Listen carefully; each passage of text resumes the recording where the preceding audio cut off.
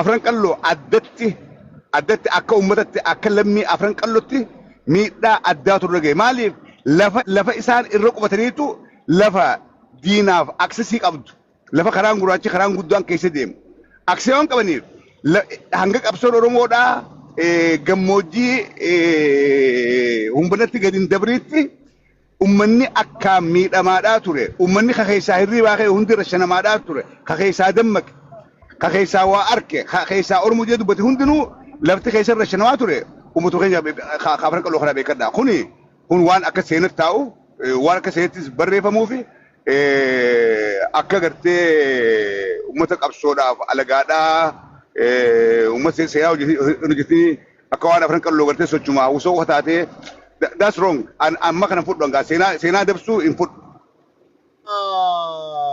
Caffee kanarraa haasa'utti jirru dimshashatti qabsoo oromoodhaatii miti. Kanarraa haasa'utti jirru qabsoo oromoodhaa. Dhaaboo anaa biroodhaa dhaabbadhu anaa biroodhaa. Akka dimshashatti kanarraa haasa'utti jirru baandii afran qallooti malee qabsoo oromoodhaatii miti. Qabsoo oromoodhaatii fi bandi afran qalloo walitti ne akka waan qabsoo bandi afran qalloo tuni qabsoo oromoodhaa jaarteetti dubbachuun dogoggora. Dhibara dhibbatta kana jala mul'ee walitti muudhaa beeka. Ammoo bandi afran qalloo maaltu kasi maaltu kasi maali dubbatini daafita dhaabbadhu muut godhadhu. Bandi afran qalloo ka wajjin jaaru warra afran qalloo qofa jaare warra afran qalloo gochii qoftiin hin jaare lakki. Oromota bahawajjin qubatanii fi warri mancaa tuulamalleen booranilleen itti idamaniiti jaaran wajjin jaaran jechuudha. Okay. Sochiin suni afaan oromoodhaatiin artii ta'ee afaan oromoodhaa bal'ise. Garuu adda bilisummaa oromoodhaan hin jaarre soba kuni.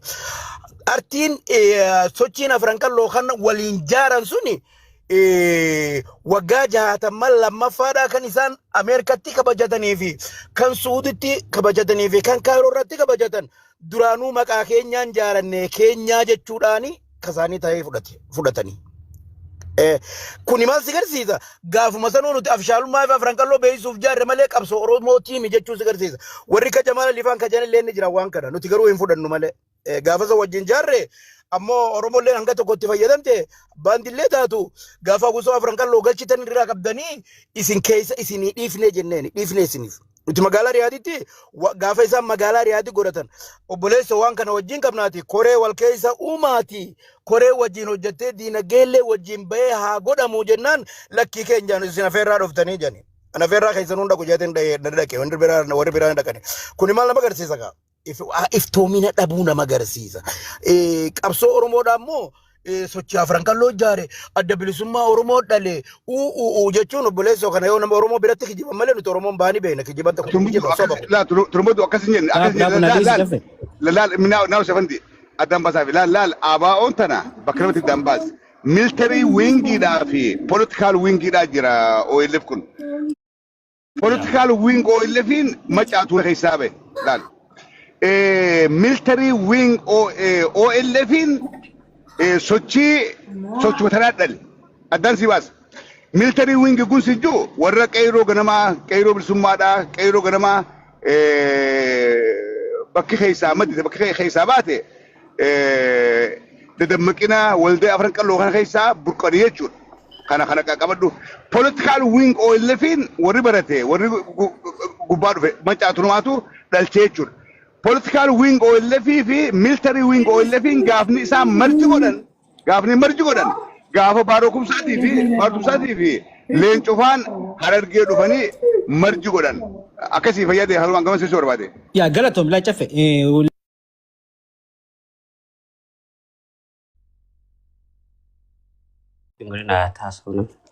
Bandi maaliif muut godhan?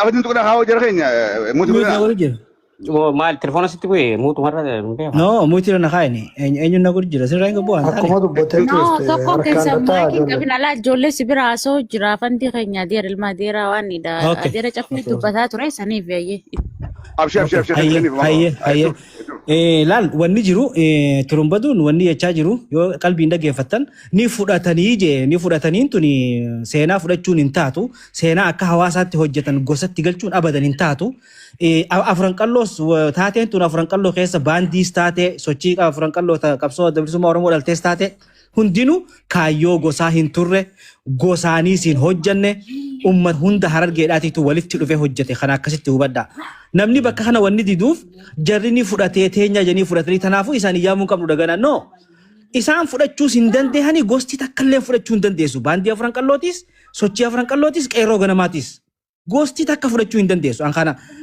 dhugaa jala muree waniin beeku seenaan raayis beeku warra hayyoota waa barreessan raayis beeku kan abbaan fedha fudhachuu hin danda'u akka harargeedhaatti yoo taate ni fudhanna akka waliigalaatti akka oromoodhaatti ni fudhanna oromoon barragaa nuu baate oromoon ilmaan afran qalloo jettee wanni harargee nu yaamtuuf sababa jaarmee saniitiin ilmaan afran qalloo janii nu yaaman kuni waan ittiin boonuu qabnu malee waan ittiin xiqqaanullee miti quba qabaadha nuti garuu wal beeyna akkatti hojjenne beeyna eenyu akka nu wajji hojjete beeyna akka harargeedhaatti tuni yoom ila guyyaa qiyaamaatitti gosa takkaafis hannuu hin taatu gosti takkaas ifiin yaamuu hin dandeessu ittiinis dhaadachuu hin dandeessu harargee guutuudhaatu ittiin dhaadata jechuu waan kana kanaafuu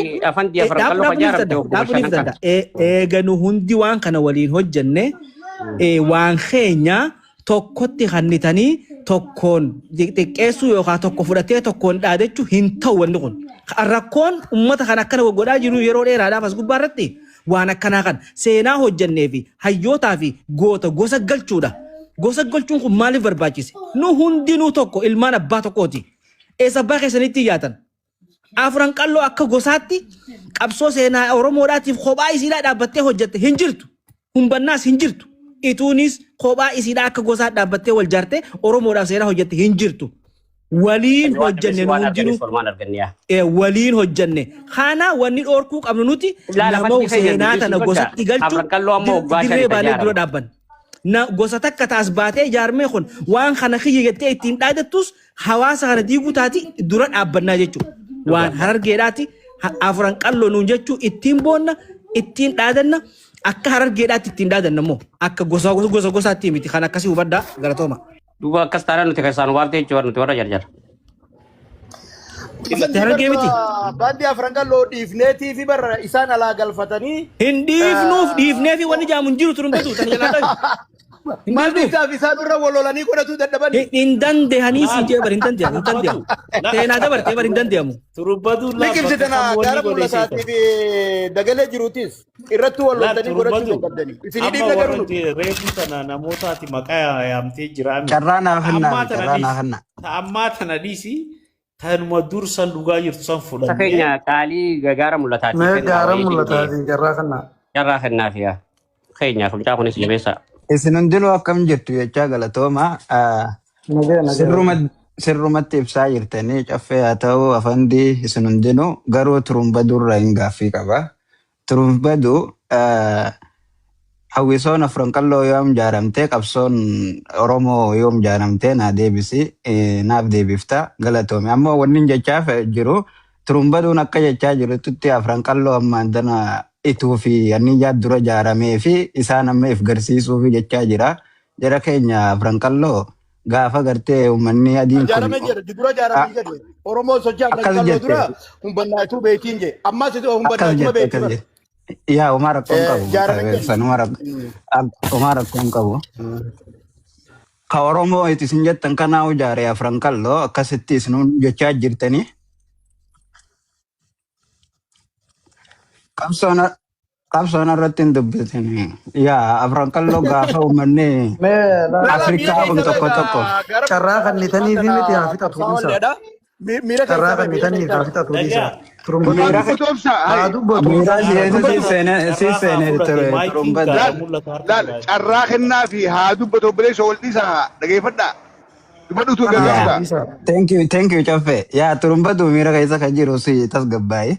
Yaa jechuun ana afran qalloo ibsuu miti isinuu ibsitanii jirtanii isinirra hin beeku. Wanni an jechuu fedhu warri ammaan tana if agarsiisuuf jaaramu jiru warra amma turumbaduun jiru yookaan fixadde galatooma. Gaariidha gaara mul'ata. Afran qalloo baga jaartee baga alagaan nu jaarin baga lammiin teenya nu jaarte. Zaatisiit rakkoon qabu. So kanumaan bira dabarraati qabdi itti aanutti seenaa baga nu jaarte baga lammii teenyaan nu jaare lammii teenyaa wal jaare baga Lala tuubos ilaal nuti qabsoo Oromoodhaa tana ni kabajnaasi warra qabsoo tanaaf wareegames ni kabanya. Gaafa immoo isa goota Oromoodhaaf wareegame goota gandaa godhani ija quba keenyatti himna goota gandaatii miti gandaa wareegamne. Sochii warra Afran Qalloo Oromoo guutuutu wajjin jaare ammoo isaan amma ijoollee warra Fakarroo bocollee as gubbaa jirtu tuni akka jettu ni beektaati. Nuti warra isin dura qaroome jaarma waggaa 60 takka qabna isin warra amma jaarame siin jetti. Uummanni as gubbaa yaatu bocollee tuni. Mee dhageessaa? Jaarmaa waggaa jaaranii. Namni hundi waliin jaaru dhugaa dubbatu. Amma caffeeni jijjiirama gaafa jaare. Jaarmaa hunjaaranne nuti akka Oromoodhaatti jirraati. Naman arrabsini akkanuma himaddu turumbadu. Turumbadu kijiba. Amma caffeen jaare kophaa isaa jaare namni dhumatti dhufee bolee. Dhage turumbadu Afran Qalloo waggaa 60 dura jaaramuun sobettaati turumbadu soba. Teen jaaramne kaa. Kijiba akkam.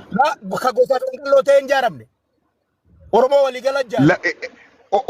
Oromoodhaa jaare arsirraa dhufte reeba arsirraa. Isaan keenyaan ijaarame hundaani. Shawar. Lakki la jira keenya laal wanta ka'uuni daawwatan. La no akkasi jennu hin jennu. Aboo gurbaan akkasi hin jenne. Maaliif tana dhageessa? Seenaa akka gaariitti hin beeka. Garuu seenaa osoo ittuu Gaadheedhaaf akkamitti bakka san kan taa'uree qoodan kanneen qaab waan fedhe dhufee haajuutti booda seenaa dhugaa sana eega beekteefu tun si dubbisuun qabdu.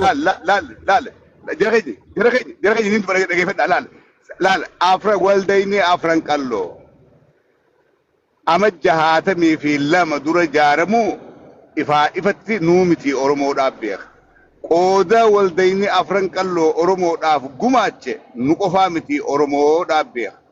Sigaltee waan kana waan garii riyaalitii jirtu dinnaay godhuu sirriidhaa miti. Reefu onni gaara bultaa onni turmudachuu barbaade yeeyyama 5 Oromoodhaaf ba'an. Yeeyyamni 5 Oromoodhaa ituu humbanna. Akkasi beekama Oromoonni baakun ituu humbanna beekama. Santu dura jaaramee kan jiru sabbaan inni yeeyyama baana. Yeeyyamaa fi qabsoon takkaa miti obboleessoo waldayni Afran Qalloo qabsoodhaan walitti hidhaan. Hawwisoon gaafa san wanni wal isaa turte waa'ee qabsoodhaati. Waa'ee uummata dammaysuu, uummata barsiisuudha, uummata kakaasuudha ture. Sigalee waldayni kuni qeeroo dammaysee qeerota dammayxeetu dhaqee qabsoo eegalee jechuudha qawwee hidhate fincilee jechuudha.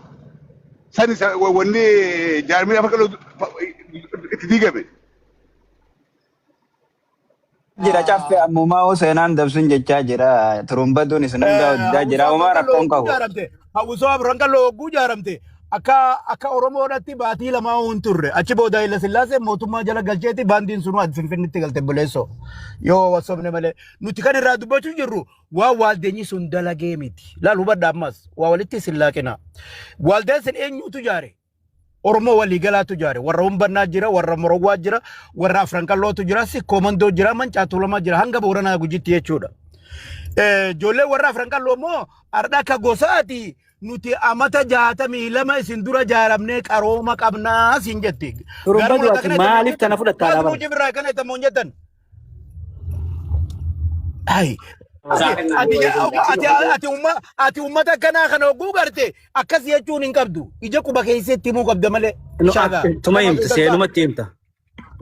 Maaliif sochiin Afran Qallootii fi adda bilisummaa Oromoodhaa walitti hidhatan qabdu. Warri adda bilisummaa Oromoo jaarelleen sochii Afran Qalloo keessa warra turee miti. Kuni dhugaa jiru simmaas. Warri gariin adda bilisummaa Oromoodhaa 69 jaaramte sochii Afran Qalloo. La turumbadu hujii isaanii. Waan hin taane walitti ni dhaani. Dhagee dirqama Ijoollee odaa bultumtuu keessa jira biyyoodha. Adda fagoodha.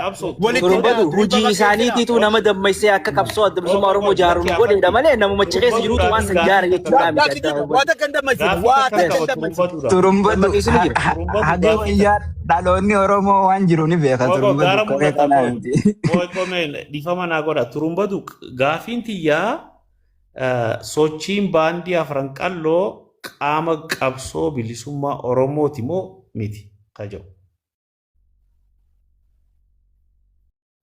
Qaama qabsooti moo? Qaama qabsoo bilisummaa Oromooti sochii afran qalloo? Hayi.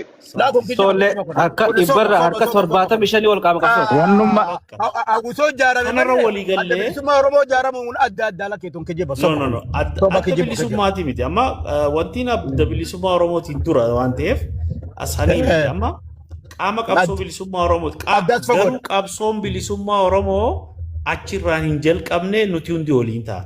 Maaliif qabsoon bilisummaa Oromoo diddaa minilik dura dhaabbachuurraa eegalteeti. Fakkeenya kana kan dubbannu mirrigaa jira, foolaa jira. Amma fakkeenya saalii Usmaanaa dhufee gaara ganamii cufe yaa torban anniyyaa yoo saalii Usmaanaa akkanaan du'e muuxni rabbii dhufe jaaniiti wanni jira. Gaara ganamii irratti lola godhamee jira. Calanqoon lola godhamee jira. Bordoddeetti lola taasifamee jira. So hogguu kana laallu qabsoon bilisummaa Oromoo gaafa sirni nafxanyaa nu cabsurraa eegalee qabsoon bilisummaa Oromoo itti fufee deemaa dhufe jechuudha. Ammoo maali?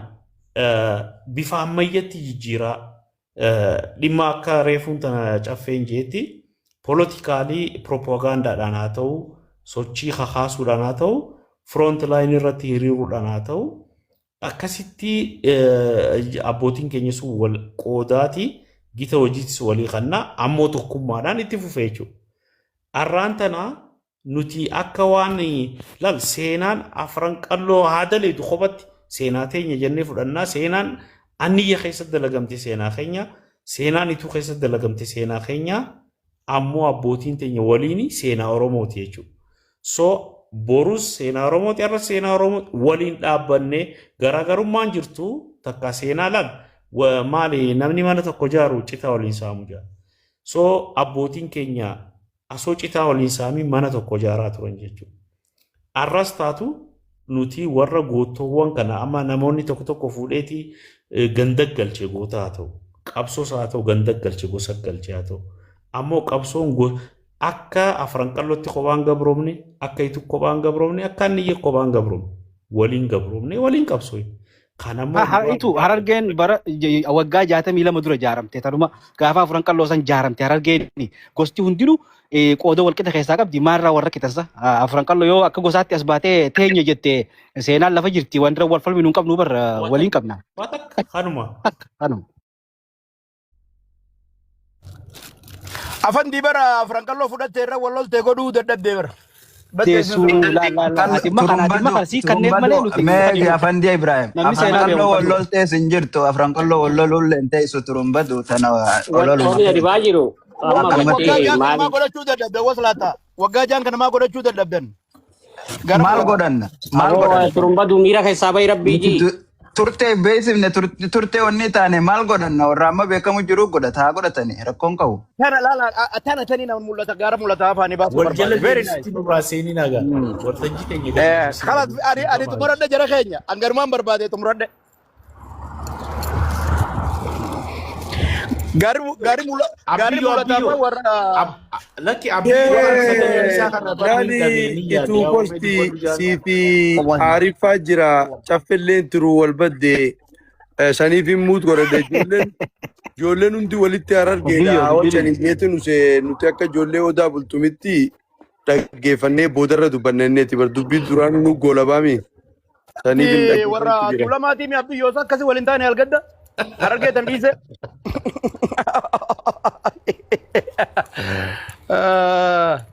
La lama biyyootti fuufisirraa Ramos godhadha. Hogguu waa dudubbannu nuti waa nama keessaa fuudhuudhaa fi sochii afran Turumbatu qalloo hoggaa caffee raamis jiru waan xiiqii duraan qabdu akka keessatti dubbate wayii sin jee. Anna waan tan sumaaf hin dhaama amma akkanam tokkotti. daan caffee fi miti caffee wajjin Xiiqii waliin lakki xiiqii bakka biraatii qabdu hoggaa namni jabaan jiru xiiqii sana ofiif liqimsan. caffee fi warra ganda kana adda baasee ilaaluuti caffee nama argee qabsoo godha jiru ani nama argeen qabsoodhatti gufuu taate jiru argeen qabsoon goon. Eda waladda. Waladdaa bar.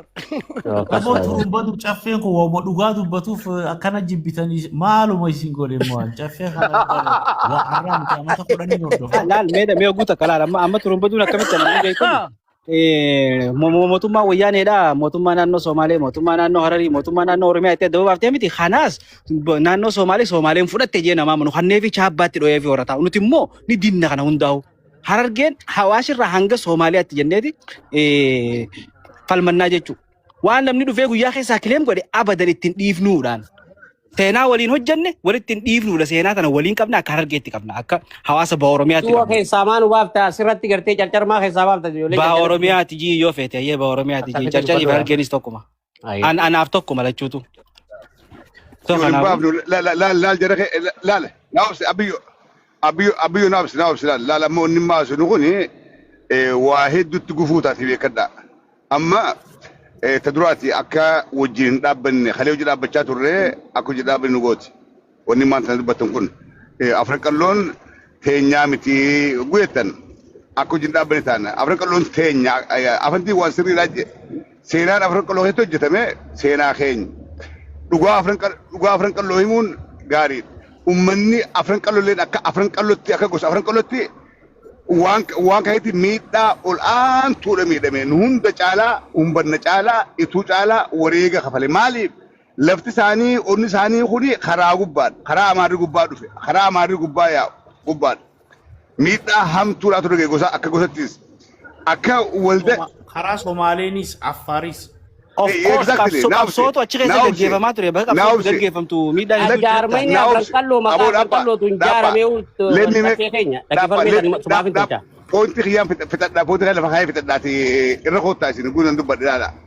Laal dhugaa nama ijoollummaan ta'e afran qallootu hin beekne hangammaan dubbatan ijoolleen tun reedduun warri intaree gubbaadhaa manguddoodhaa miti hayyoonni afran qalloo lafa jira hayyoonni warri barate manguddoon lafa jira. Lafa tana lafa ona kana miidhaa addaatu hanga guyyaa irra gaadhaa jira. Maaliif takka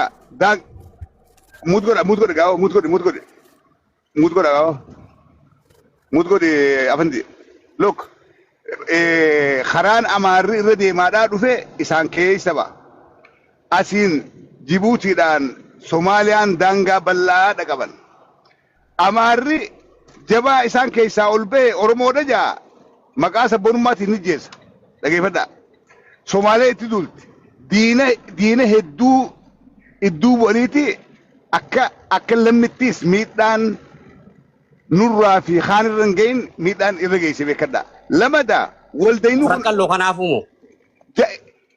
Jaarmee osoo hin ta'in uummanummaan keenya afran qalloo kun uummata Oromoo birarra afran qalloo irra miidhee jechuu feeteeti achi keessatti qabsoon deebite waan deebite. Haala qubsumaatiinis jechuu isaati. Abunaabsi laal qubsumti haasawaa fixatuu dhiyaabbaddu. La onni irra qubatan daran nu caalaa kadiinaaf saaxilu. Maaliif karaan amaarri dhufe isaan keessa gabbahee dhufe taa akka jedhe. Magaalaaleen silaa qabnu isaan keessi jirti. Warreen magaalaa kanatti ija baasan saamuudhaa dhufan hundinuu tayyaan hundinuu ollaan keenya ka Somaaleedhaa jara kana akka diina addatti ilaaleeti arrallee lafa guddoo harkaa qabanii arrallee lolaa gubbaddee jira kan dagatina. Kalee wal jaarmeenyi kun isaan keessa jaaramuun jaarmeenyi waldaa Afran Qalloo isaan keessa jaaramuun ammaasi miidhaa addaatiif isaan saaxile. Maaliif ijji amaaraa gad deebite jechuudha. Ijji amaaraa kan isaa gad deebite. Itti ijaarame magaalaa Dirreedhaadhaa, magaalaa Afran Qalloo, magaalaa Oromoodhaa, magaalaa guddoo keessatti ijaarame. Hayyoonni magaalaa sanii meeqaatu wareegamee, meeqaatu maqaa kanaan hidhamee toorchi taa ture jara keenya deebi'aati seenaa dubbisa. An qooda kana Afran Qalloo akka lammittis qoodaan kaafi deebisee akka jaarmee waldaa kana nu caalaa miidhamee jira bileessoo dhageeffadhaa. Nu caalaa miidhaa argee jirti. Maaliif isaan keessa ijaarame? Baay'inaan isaantu itti hirmaate achi jaaramuun sun ammaasii ija amaaraa akka garas gaddeebitu goote miidhaa kana waliif beekuun gaariidha. Waan gadi gartee emotion taanee waan isaanillee aarsee gartee isaanillee tuqaa dubbachuun gaariidhaa miti. Yes walda kana jabeessu keessatti miidhaan guddoodhaatu irra ga'e ta'uurra addaa. Nuti namoota lakkaawwanna namoota walda keessaa qoodu godhate namoota lakkoofna arsii keessaa nama lamaa dhufee boora keessaa Abdullahi Jirmaa faadhaatu qooda keessaa fudhate wallaggarraa Abbitoo Kabbadaa faadhaatu dhaqee qoodarraa fudhate garuu lafti walda kun keessa ijaarame maqaa walda kanaatiin miidhaan guddoo amaarirraan gahee jira. Deebisii warreen Oromoon jaalannilleen jedhu Somaaleedhaa arrallee lolan gubabbaru jiraate dhugaa tana fudhachuun gaariidhaaf hin jee agar waan dachuu barbaade fayyada.